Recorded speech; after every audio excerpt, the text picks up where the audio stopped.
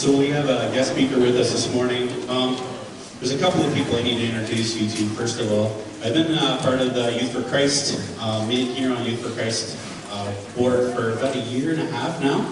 And sitting up here in the front in the brown shirt is Kyle Clemner. He's the president, or the chairman of the board, whatever you want to call him. He's the big guy. He's leading our board, and we're meeting. Most of the time we meet at Bethel and Seaford. That's where they go to church. And so we're glad to have him here today. If you'd like to talk to him at the back afterwards, I'm sure he'll be hanging around. The other guy I get to introduce is Grant Dobson. So I've known Grant for, it's got to be about 5 or 6 years now, something like that. The first time we got to know each other was at Change Day in Clinton. And Change Day is one of those things where we get to hang out with a whole bunch of grade 10 students.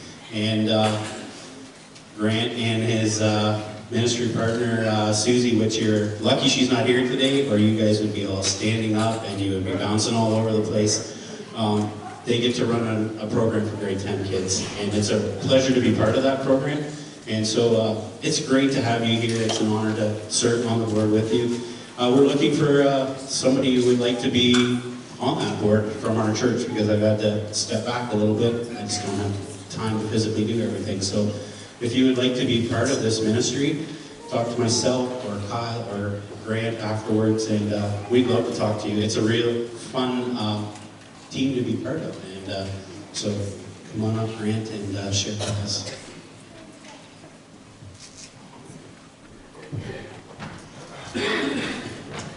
Well, thank you very much, Rob, for the introduction, and thank you for having me.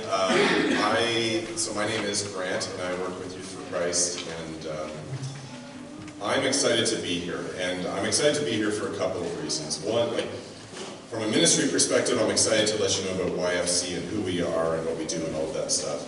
On a personal level, as Rob just mentioned, I've gotten to work with Rob.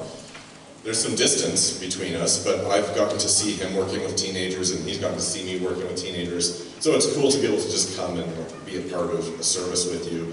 And as a part of my role with Youth for Christ, I do this somewhat regularly. Like, I get out to local churches, primarily in Stratford, just to update them on things that are happening with the ministry and invite them to partner with us. And I really love it. Like, I love working with teenagers, but I really love just getting to go and worship with my brothers and sisters at different churches. And so I really appreciate the opportunity to come and to be a part of your service. So, as far as this morning, I would say I have three main objectives.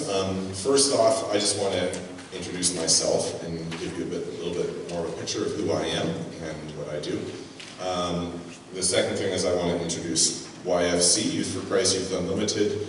Some of you might know the organization really, really well. Some of you might not have any clue about the organization. So I want to just kind of give an introduction about who we are and what we do and what our vision and our goal is for Mid Huron.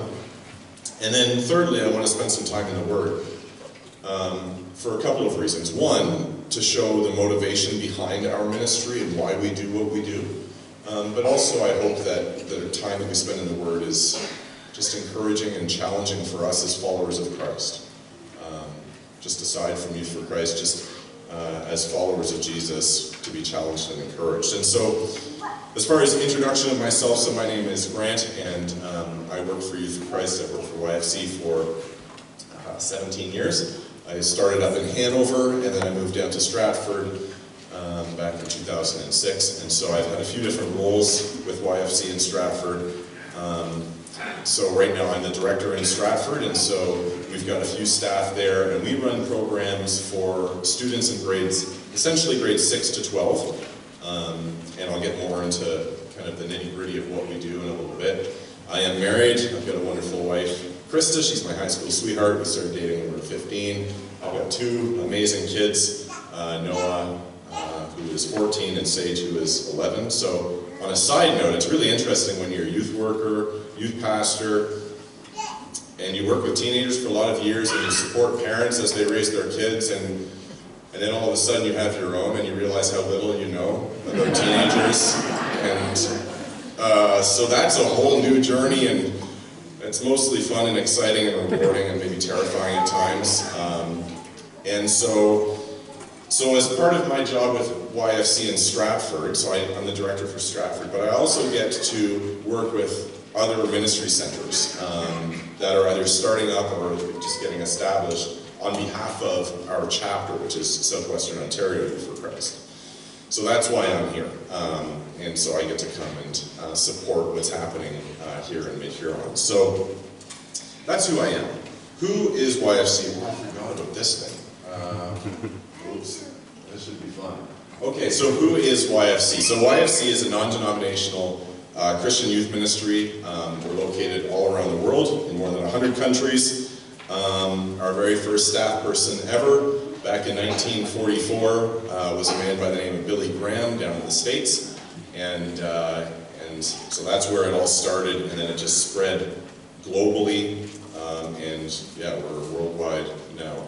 And so that's big picture. In Canada, we have ministry centers from as far west as Victoria, as far east as Cape Breton, and a lot of places in between.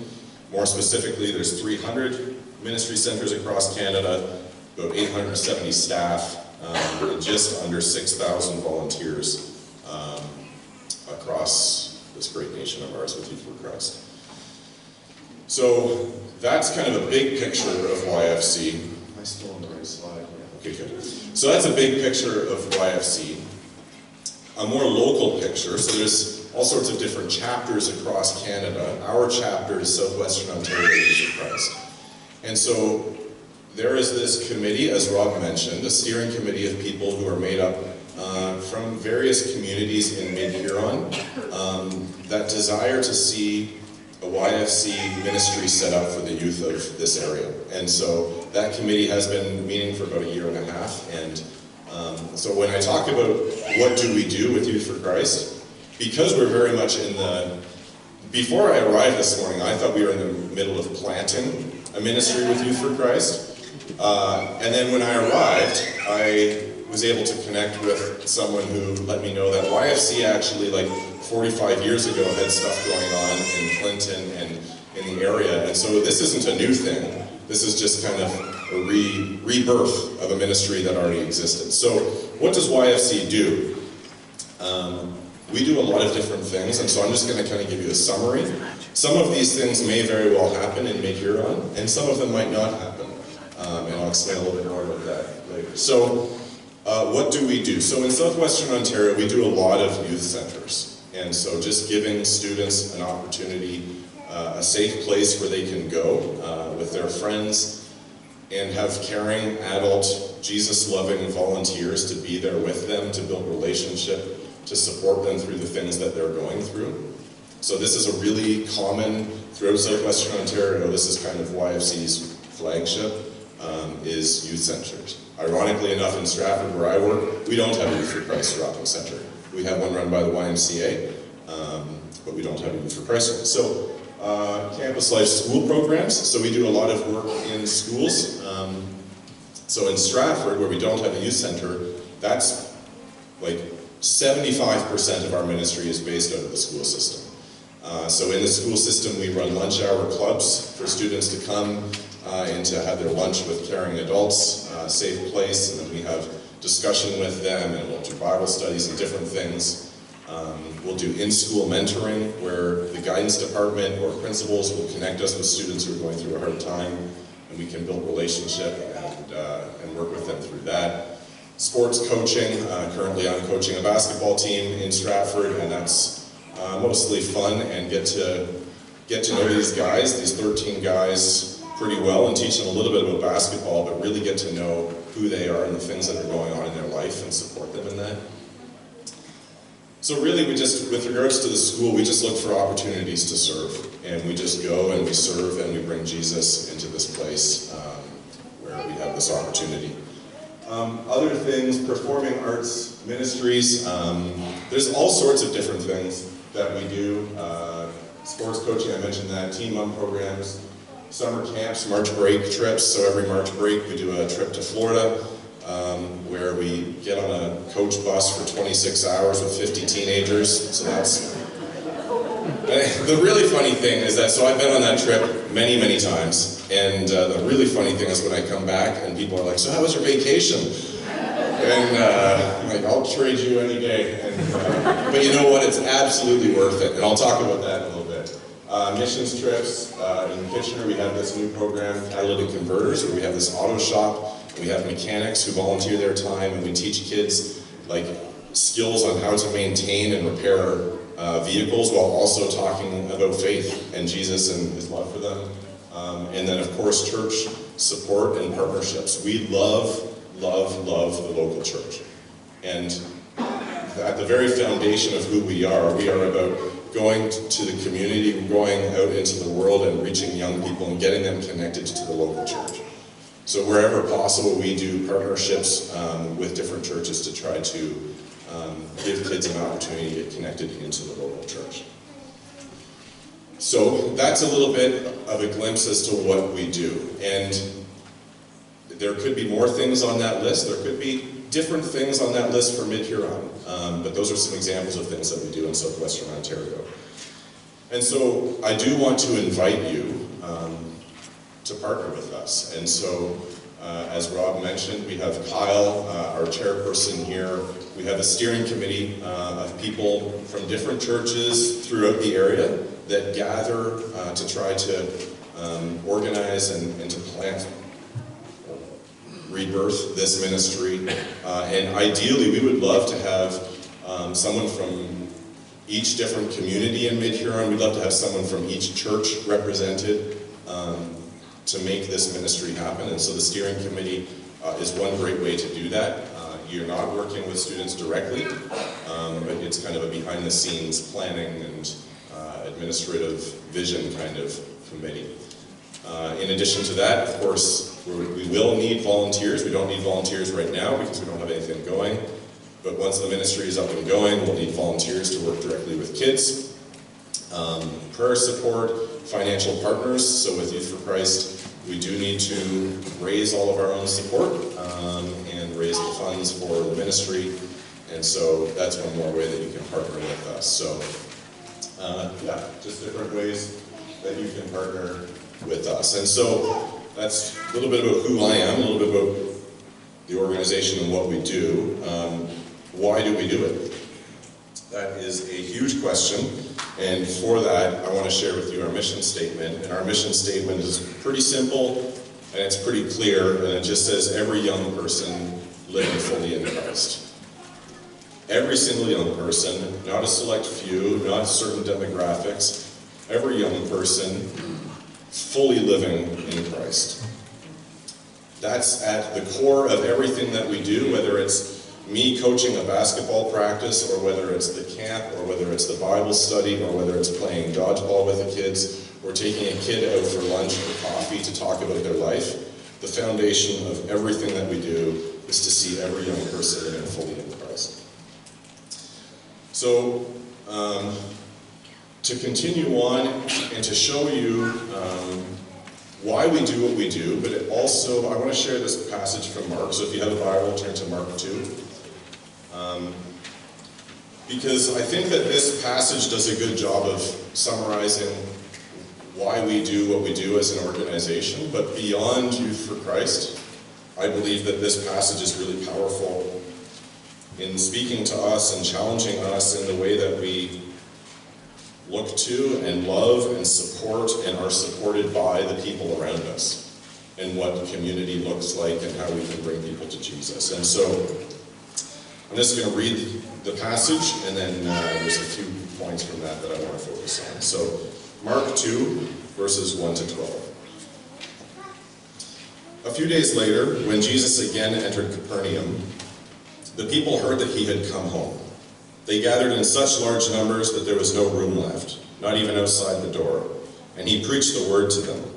Some men came, bringing to him a paralyzed man, carried by 4 of them. Since they could not get him to Jesus because of the crowd, they made an opening in the roof above Jesus by digging through it, and they lowered the mat the man was lying on. When Jesus saw their faith, he said to the paralyzed man, "Son, your sins are forgiven." Now some teachers of the law were sitting there thinking to themselves, why does this fellow talk like that? He's blaspheming. Who can forgive sins but God alone? Immediately, Jesus knew in his spirit that this was what they were thinking in their hearts, and he said to them, why are you thinking these things? Which is easier, to say to the paralyzed man, your sins are forgiven, or to say, get up, take your mat, and walk? But I want you to know that the Son of Man has authority on earth to forgive sins. So he said to the man, I tell you, get up, take your mat, and go home. He got up, he took his mat, and he walked out in full view of them all. This amazed everyone, and they praised God, saying, we've never seen anything like this. I love this story for a lot of different reasons. But with regards to YFC, as far as why do we do what we do, I believe that this story demonstrates a few things that will show the motivation behind our ministry, but I also believe that God, through this story, will speak to our hearts about the way that we love and serve those around us in our church and in our community. So the first thing that I think is important to noting from this story is that the paralytic had friends. So from the very beginning, in Genesis 2:18, it says that it's not good for man to be alone. And community is so beautiful and so powerful, and this is what community is. This is community here.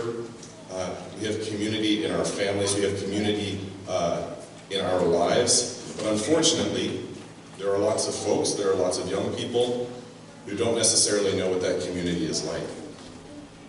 And so, with Youth for Christ, what we're all about is we want to make sure that everyone is a part of community. And so just like this paralyzed man had friends in his life that are there to support and to love him and to help him in a bunch of different ways, we believe that it's important to be a part of community. So that's pretty foundational to what we do with YFC. And I think that's really important for us. And so, and again, I think that's something that's demonstrated just by your presence here today, and the local church is such a good example of community and the value of it and being part of it. So the paralytic had friends. That's really, it's kind of obvious, but I think it's worth noting that he had friends and he was part of community.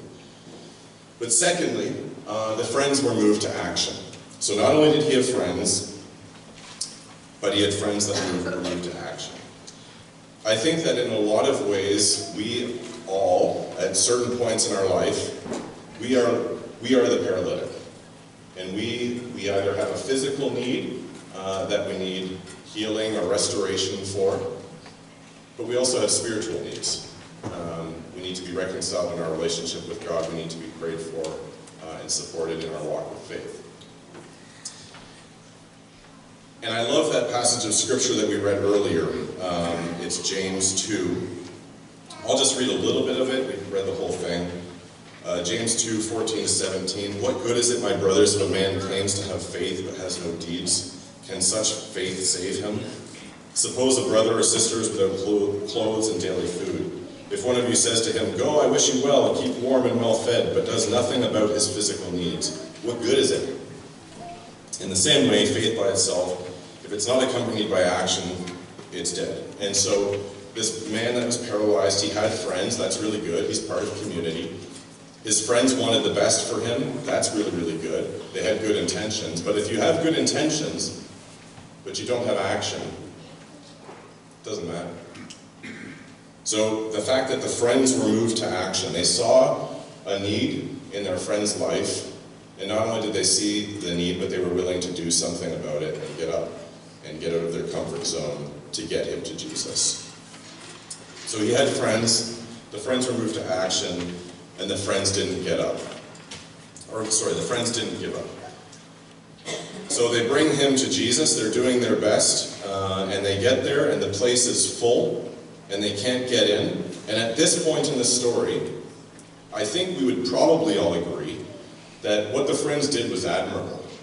And if the friends had carried this man all the way to Jesus, and then they get there and the place is full, and they're like, oh, geez, sorry, like we tried, but it's not going to work, so maybe we'll try to see him some other time, and they went home. probably most of us wouldn't really like fault them for that. Like they tried, and they did something, and they were moved to action. But when things got hard, and when they had a problem, when they had a barrier, when they had something stopping them from getting their friend to Jesus, they didn't quit. They didn't quit, but what they did do is they got creative. And so that's when they get up on the roof, and it's funny because we think of, there's lots of things that we would think of as really spiritual tools to love and to serve people, like the Bible and worship and all of those things. We probably wouldn't think of like a shovel or whatever they used to smash through the roof. And yet what they did that day on that roof was remarkably spiritual.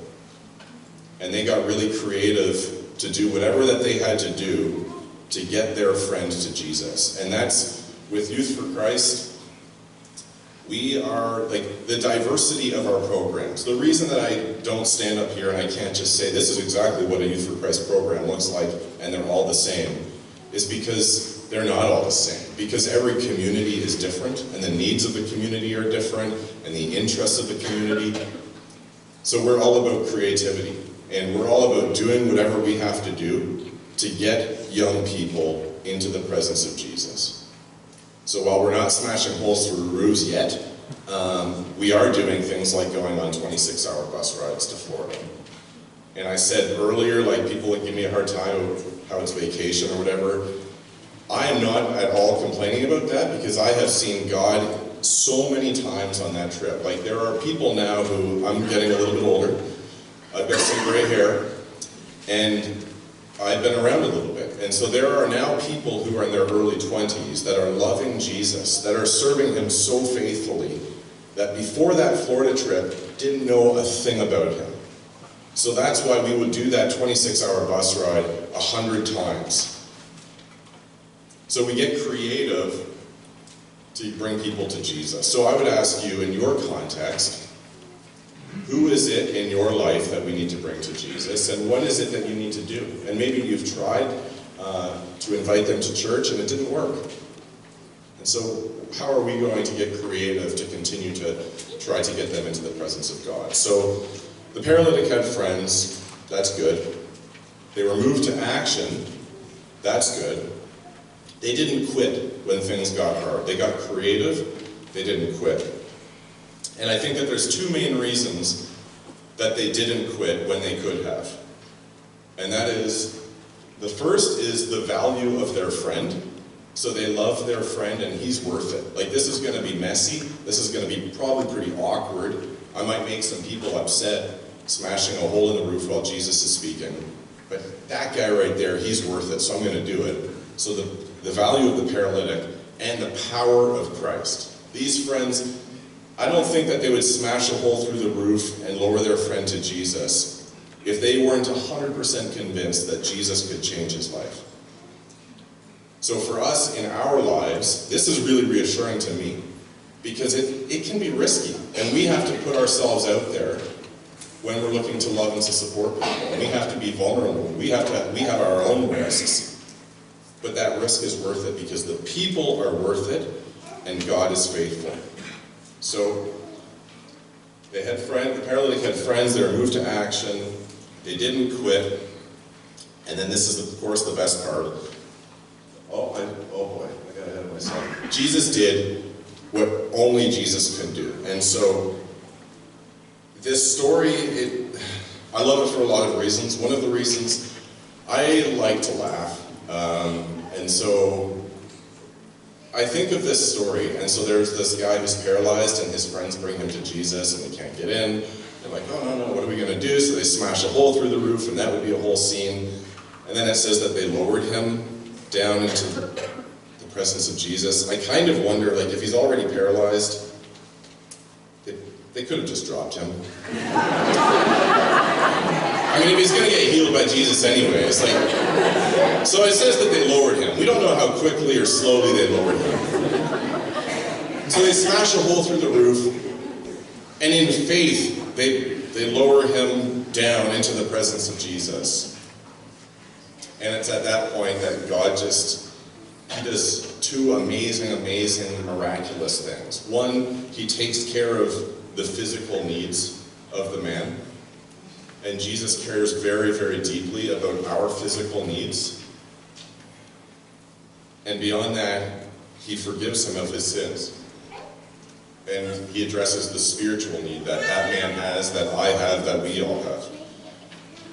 So when we talk about Youth for Christ and who we are as an organization and what do we do, this story, I just love it. Like, this story is such a good example of why we do what we do.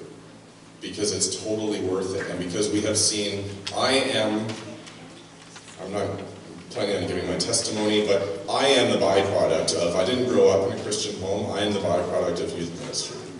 And I am the byproduct, my very first introduction to faith was going roller skating when I was 14 years old, and I broke my wrist because I'm really not coordinated. But I couldn't leave that youth group because they were so loving and they were accepting and they did creative things like going roller skating. And had that first meeting been a Bible study, I'm not sure I would have been there or been here. And I just so passionately believe in this sort of ministry and doing whatever we have to do, like this tobogganing party. Like, it's going to be fun. There's going to be good memories. It might be a little wet. But I totally believe that God is going to be at work in hearts and lives at a tobogganing party. And that's creative. And that's doing whatever we have to do to get people to Jesus. So I hope that it's been helpful from an organizational perspective. I hope that it's been helpful to give you a little bit of a glimpse into who YFC is. After the service, I'll be at the back. I'll be there. I've got applications if you want to join our committee, or if you'd like to volunteer. If you want to make a donation, all sorts of stuff. So I hope it's been good in that regard, with regards to the organization, but all Youth for Christ stuff aside, I hope that this story has been encouraging and challenging for you as you think about the people that are in your life, and maybe the paralytics in your life that you need to get to Jesus. And I hope that God uses this story to encourage you and to challenge you to do whatever you have to do to get them there. So I really appreciate it. It's just an honor and a privilege to be here. And again, after the service, I'll be at the back. I would love to chat with you. So thanks so much for having me.